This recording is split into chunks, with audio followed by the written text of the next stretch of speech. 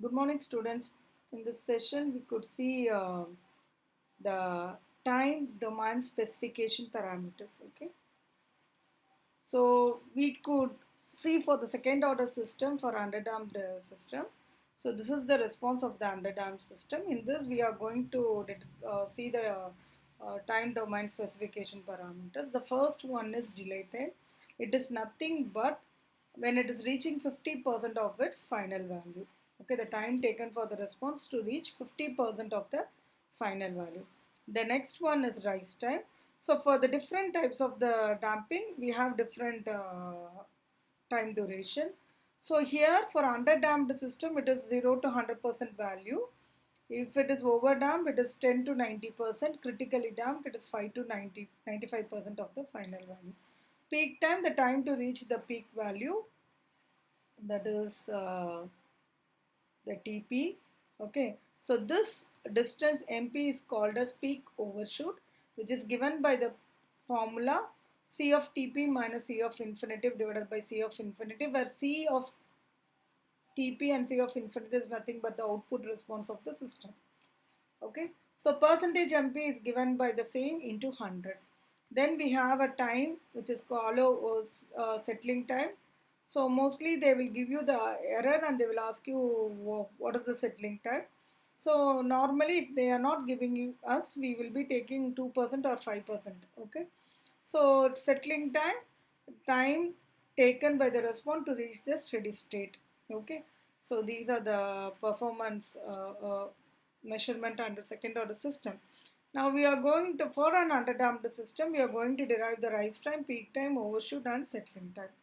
Okay, so underdamped system equation we have derived yesterday, that is C of Tp is equal to 1 minus e power minus epsilon omega nt divided by root of 1 minus epsilon square.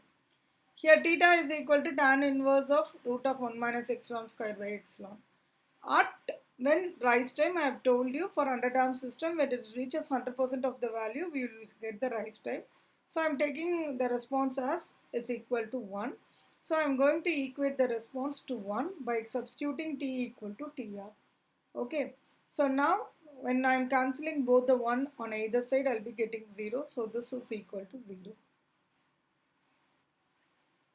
Now here the exponential term cannot be equal to 0, so I am equating the sine term to 0. So after equating the sine term to 0, I would take the sine that side, so it becomes sine inverse. So sine inverse of 0 is nothing but 0 or 180 degree. We are going to take 180 degree. So TR is equal to pi minus theta divided by omega d, where theta equal to tan inverse of root of 1 minus epsilon square by epsilon, and omega d is nothing but omega n into root of 1 minus epsilon square. So this is the formula for your rise time. Now the next one which we are going to see is nothing but the peak time. So peak time, for the same equation we are going to substitute at t equal to Tp, we are going to get the maximum of the response. You know, for the maximum condition we have to differentiate the response with respect to t, and we have to equate to 0 to find out the maximum condition. So first we are going to differentiate it. So differentiate the whole response with respect to t. Okay, so you'll be getting it's like 1 is 0, the differential of 1 is 0, but when you are differentiating the next term, we are having two t term, one is for the exponential, one is for the sine term. So first it is like uv formula. Okay, u vd u dv plus vdu. So in the same thing I am going to uh, differentiate it. So I'll be getting e power minus epsilon omega nt. I'm differentiating first, keeping the sine term constant. Then you keep your exponential constant and differentiate the sine term. You'll be getting like this. Okay. So now what we are going to do is we are going to uh, we are going to take our omega n divided by root of 1 minus epsilon square and the exponential term outside. So you'll be getting like this. So in this, if you could see, instead of epsilon, we are going to write cos theta. Instead of root of 1 minus epsilon square, we are going to write sin theta. So sin A cos B, cos A sin, minus cos A sin B. So you'll be getting sin of A minus B. So you will be getting like this. So finally you will get minus omega n square divided by root of 1 minus epsilon square into the exponential term sine of omega dt plus theta minus theta. So that theta get cancelled. So at t equal to Tp, this differential term is equal to 0, equated to 0 by substituting t equal to Tp. As usual, exponential term won't be 0, so I am equating the sine term to 0. So you will be getting sine inverse of 0 as pi. So Tp equal to pi by omega d. So this is the expression for the peak time. Now we are going to derive for the overshoot. So you know very well the overshoot formula, that is the MP is equal to C of Tp minus C of infinitive by C of infinitive. So substitute time as infinitive, you will be getting as 1 minus 0, which is nothing but 1. Now we are going to substitute time as Tp. So I am going to substitute the same. So in this I am going to substitute Tp.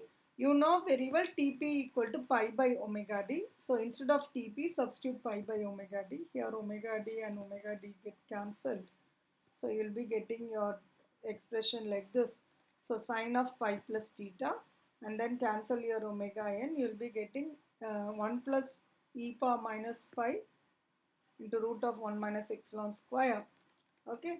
So instead of sine theta, I could substitute root of 1 minus epsilon square, substitute it. So these two get cancelled. So finally you will be getting the C of Tp as this. So now you know very well C of infinitive as minus 1, sorry 1. So you will be getting the MP as this one. So MP is equal to e power minus epsilon pi divided by root of 1 minus epsilon square. So this is my equation. So if I need percentage MP, just multiply it to 100. So this is the formula for my peak overshoot, both in percentage and the constant value. Okay. Now the next one which we are going to see is settling time. So here the decaying component decides the settling time, the sinusoidal component decides the oscillation. So only the exponential term I am taking it, and I am equating to, for the 2% error it is 0.02, I am equating to 0.02. So when I'm equating to 0.02 and I'm taking TE that side, it becomes ln. So ln of 0.02 is equal to minus 4. So TS is equal to 4 by epsilon omega n. So TS is equal to 40, where capital T is nothing but 1 by epsilon omega n.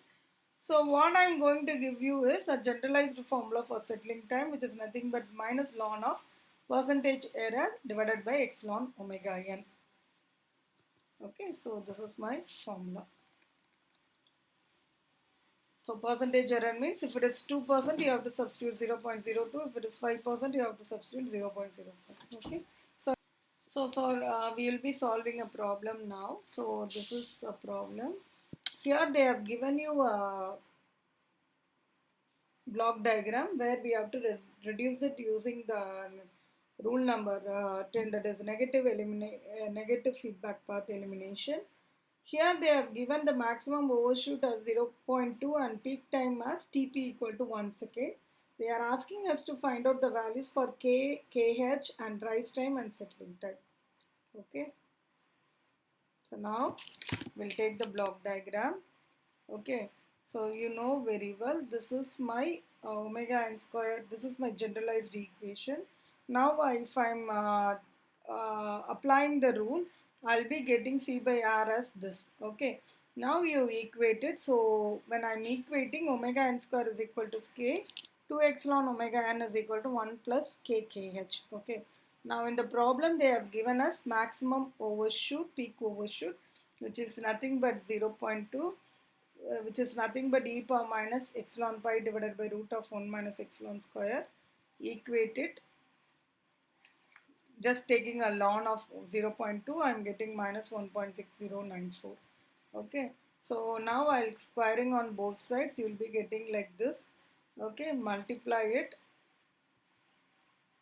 You will be getting 2.59 minus 2.59 epsilon square equal to 9.86 epsilon square. So finally you will get epsilon as 0.4559. After finding out the epsilon, take your Tp. They have given us 1 second. So I'm equating to 1 second. So pi is equal to omega d. So you know very well omega d equal to omega n into root of 1 minus epsilon square. Equate it, you will be getting omega n because you know epsilon. You also you will be getting omega n as 3.529 radian per second. Now going back to the problem. In the problem they have given omega n square equal to k, 2 epsilon omega n as 1 plus k kh.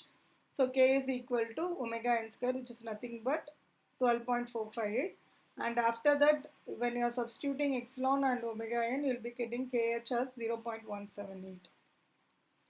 Now they have asked us for rise time, so rise time formula is this one. Whenever you are substituting the theta value, you have to substitute in radian, not in degree. So theta is equal to theta is found by tan inverse of root of 1 minus epsilon square by epsilon. So theta is equal to 62.877 degree, which is equal to 1.097. So how to find out the radians means it is nothing but into pi divided by 180. So TR equal to 0.65 seconds. Now going back to the cycling time. So you know this is your error. They have asked for 2% error, it is 2.431, and for 5% error, it is 1.86. So with this, I'll stop. So complete your activity which has been uploaded in the Moodle. Thank you.